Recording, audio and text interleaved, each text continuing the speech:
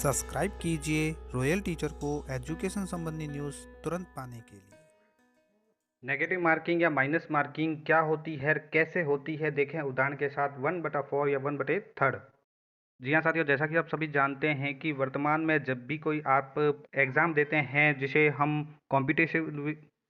Competition exam कहते हैं, उसमें निर्देश के तौर पर स्पष्ट लिखा होता है कि माइनस मार्किंग है और माइनस मार्किंग का क्राइटेरिया बताया जाता है 1/4 या 1/3। आज के इस वीडियो में बात करेंगे ये माइनस मार्किंग क्या होती है और कैसे होती है, माइनस मार्किंग के लिए क्या फॉर्मूला अपनाया जाता है, हम उदाहरण के साथ समझेंगे।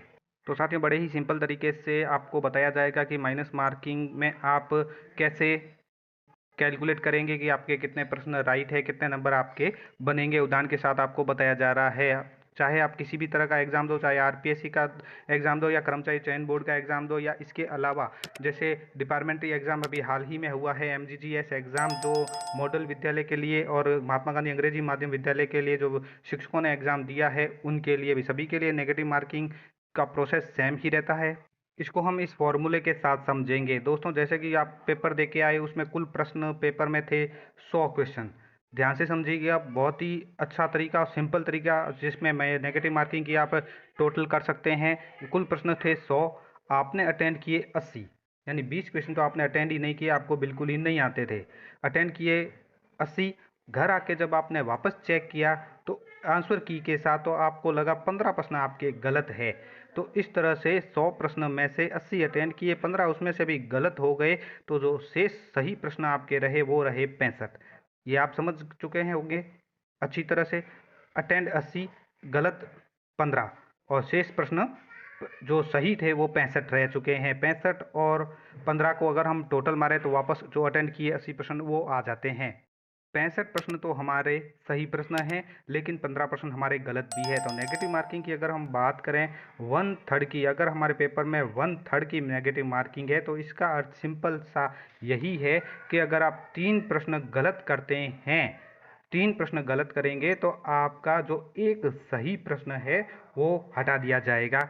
आपका एक सही प्रश्न हटा दिया जाएगा, इस 65 में से सही प्रश्न में से माइनस कर दिया जाएगा। चूंकि दोस्तों इस उदाहरण के तौर पर हमने देखा हमारे 15 प्रश्न है वो गलत थे, तो 1/3 की अगर नेगेटिव मार्किंग होती है तो हम इसको 15 से इंटू करेंगे तो सीधा सा आंसर यहाँ आ जाता है 5, और नेगेटिव मार्किंग के तौर पर 5 प्रश्न यहाँ से माइनस किए जाएंगे 65 में से, तो पीछे बचते हैं 60।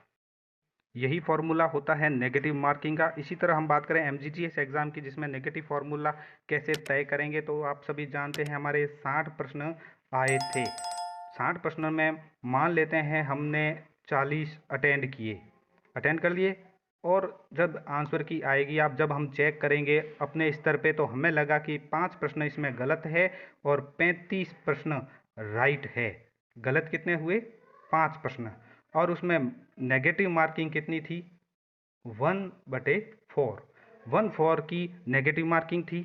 यानी कि इसमें स्पष्ट है कि अगर हम 4 प्रश्न गलत करते हैं तो हमारा एक प्रश्न माइनस किया जाएगा सही में से, और 8 प्रश्न गलत करते हैं तो 2 प्रश्न माइनस किए जाएंगे।